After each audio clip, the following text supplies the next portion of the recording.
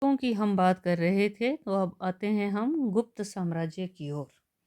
320 से 480 ईस्वी के बीच में गुप्त साम्राज्य, जिसको प्राचीन काल का भारत का स्वर्ण युग भी कहा जाता है। गुप्त साम्राज्य ने बड़ी संख्या में सोने के सिक्कों का उत्पादन किया और इसी के तहत गुप्त राजाओं को विभिन्न क्रियाएं करते हुए भी इन सिक्कों में दर्शाया गया है। साथ ही चांदी के सिक्कों से स्पष्ट है कि चंद्रगुप्त द्वितीय पहले पश्चिम क्षत्रपों से प्रभावित था। गुप्तों का शानदार सोने का सिक्का, इसकी कई प्रकार और अनंत किस्में जो हैं, किस्मों के जो सिक्के थे ये गुप्त काल में प्रचलन में रहे हैं। संस्कृत में इसके शिलालेखों के साथ शुद्ध भारतीय कला के बेहतरीन उदाहरण का युग जो था लगभग 320 ईस्वी से शुरू हुआ। चंद्रगुप्त प्रथम के सिंहासन पर बैठने के साथ ही चंद्रगुप्त प्रथम जो था, जिसके समय के बहुत से सिक्के, जैसे कि कुमार देवी जो कि लिच्छवी राजकुमारी थी, उससे उसने विवाह किया। समुद्रगुप्त के सिक्के, चंद्रगुप्त विक्रमादित्य के, कुमारगुप्त के, स्कंदगुप्त के बहुत से जो सिक्के हैं वो मिले हैं और इन सिक्कों से हमें गुप्त काल की काफ़ी भरपूर जो है वो जानकारी मिलती है। यहाँ पर मैंने गुप्त शासकों के, जैसे कि समुद्रगुप्त के समय के ये कुछ जो सिक्के हैं ये डाले हैं, इससे हमें उनकी जानकारी मिलती है। जैसे कि ये घोड़ा दिखाया गया सिक्के में, अश्वमेध यज्ञ का घोड़ा है। इसी के साथ साथ आप देखें यहाँ पर वीणा हाथ में लिए हुए, इसी के अतिरिक्त गदा लिए हुए या धनुष लिए हुए, इस प्रकार के सिक्के जो हैं ये समुद्रगुप्त के समय के मिले हैं। तो ये समुद्रगुप्त की रुचि के बारे में भी इससे पता चलता है। एक और मैंने ये चित्र डाला है, यहाँ पर भी आप देखें तो गुप्त राजाओं के ये कुछ जो सिक्के हैं ये इसमें भी दर्शाए गए हैं। इसके साथ साथ एक और ये चित्र आप देखें तो ये है चंद्रगुप्त विक्रमादित्य के का चित्र, जिसमें कि ये कुछ सिक्के जो हैं ये इसमें भी दिखाए गए हैं, जिसमें कि चंद्रगुप्त ये विक्रमादित्य के समय में ये इन सिक्कों का प्रचलन था। तो इस तरह से ये सिक्के जो हैं ये विशेष तौर पर प्रचलित रहे गुप्त काल में। फिर आ जाते हैं हम पूर्व मध्यकालीन भारत की ओर। पूर्व मध्यकालीन भारत में हम चोलों की, पाल की, राजपूतों की और दिल्ली सल्तनत की बात करेंगे। चोल साम्राज्य 300 ईस्वी से लेकर 1279 ईस्वी तक चोल राजाओं के जो सिक्के थे, इन सिक्कों का प्रचलन रहा। तो चोल राजाओं के ये कुछ जो चोल राजाओं के जो सिक्के हैं वो तो मुझे कोई चित्र नहीं मिला, तो मैंने डाले भी नहीं हैं। और इसी के तहत पाल वंश के राजाओं की हम बात करें 8वीं से 12वीं शताब्दी के बीच में, तो पाल वंश के जो राजा हैं ये इसमें डाले हैं मैंने कुछ जो सिक्के हैं। ये है देवपाल का 810 से 850 और धर्मपाल का ये सिक्के बंगाल में पाल वंश का शासन था, तो उनके समय के ये सिक्के। इसके अतिरिक्त राजपूत काल में चौहान वंश के ये दो सिक्के ये प्राप्त हुए हैं।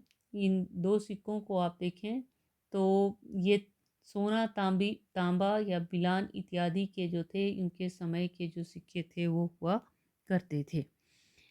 इसके अतिरिक्त हम बात करते हैं अब सल्तनत काल की, और शायद जितना प्रयोग सल्तनत काल में सिक्कों के ऊपर, जितना एक्सपेरिमेंट जो है किया गया, शायद ही किसी और के काल में किया गया हो। 1206 से लेकर दिल्ली सल्तनत का समय 1206 से 1526 के बीच में रहा। आपने पढ़ा कि दिल्ली सल्तनत के अंतर्गत जिन वंशों ने शासन किया, खासकर हम इन दो तीन वंशों की बात करते हैं, गुलाम वंश, खलजी वंश और तुगलक वंश। इन वंशों की हम यहाँ पर बात करते हैं। तो सबसे पहले तो हम बात करेंगे कि गुलाम वंश के अंतर्गत इल्तुतमिश की बात करें तो उसने चांदी का टंका और तांबे का दाम चलाया। एक टंके में 40 दाम आते थे। रजिया के जो कि अकेली सुल्ताना थी, सिक्के जारी करने वाली कुछ महिलाओं में से महत्वपूर्ण महिला थी। इसके साथ साथ मैंने कुछ जो सिक्के हैं, यहाँ पर एक चित्र डाला है, ये है बलबन के समय के सिक्के। बलबन ने चांदी के लाखों टंकों में भी व्यापारी को दर्शन नहीं दिए। तो ये बलबन के समय के जो हैं ये सिक्कों का प्रचलन। इसके अतिरिक्त हम बात करें खलजियों की, तो खलजियों का भी एक सिक्का जो है यहाँ पर मैंने डाला है, इसको भी आप देखें तो ये खलजी राजाओं के समय में अलाउद्दीन खलजी ने सिकंदर सानी की उपाधि के साथ सिक्कों का अंकन किया था।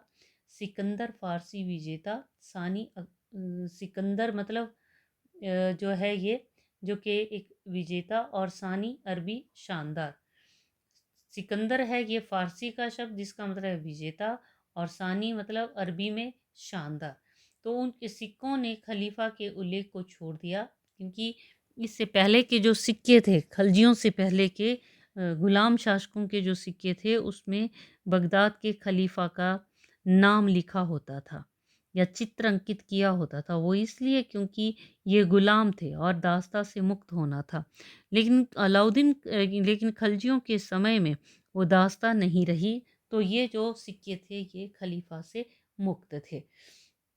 इसके साथ साथ इस समय के जो सिक्के कुछ मैंने डाले हैं यहाँ पर आप देखें, तुगलक वंश के सिक्कों को भी। तो ये तुगलक वंश के सिक्कों में ये देखें आप, मोहम्मद बिन तुगलक के समय का सिक्का जो है कॉपर टंका, कॉपर यानी कि जो कि तांबे का टंका जिसको कहा जाता था। तो ये सबसे ज़्यादा एक्सपेरिमेंट जो है इसी के द्वारा किए गए। ये पीतल और तांबे के सिक्के थे जिनका मूल्य सोने और चांदी के सिक्कों के बराबर था। आपने मोहम्मद बिन तुगलक के बारे में पढ़ा इससे पहले। एक मैंने ये एक और चित्र जो था ये खलजियों का डाला था, अलाउद्दीन खलजी के समय के सिक्कों के बारे में। तो क्या था कि मोहम्मद बिन तुगलक जिसके समय में काफ़ी जो थी कमी भी हो गई थी। ये देखिए ये सिक्के भी मोहम्मद बिन तुगलक के समय के हैं। तो सोने चांदी के सिक्कों के ये बराबर थी कीमत तांबे के सिक्के की। उसने जो है एक ये सिक्के चलाए जिनको कि खोटा सिक्का भी कहा जाता है। तो दिल्ली सल्तनत के अंतर्गत सिक्कों का जो है ये काफ़ी प्रचलन रहा और काफ़ी एक्सपेरिमेंट भी किया गया। तो इस वीडियो में इतना ही। बाकी आगे का मुग़ल और अन्य जो है इसकी बात हम अगले वीडियो में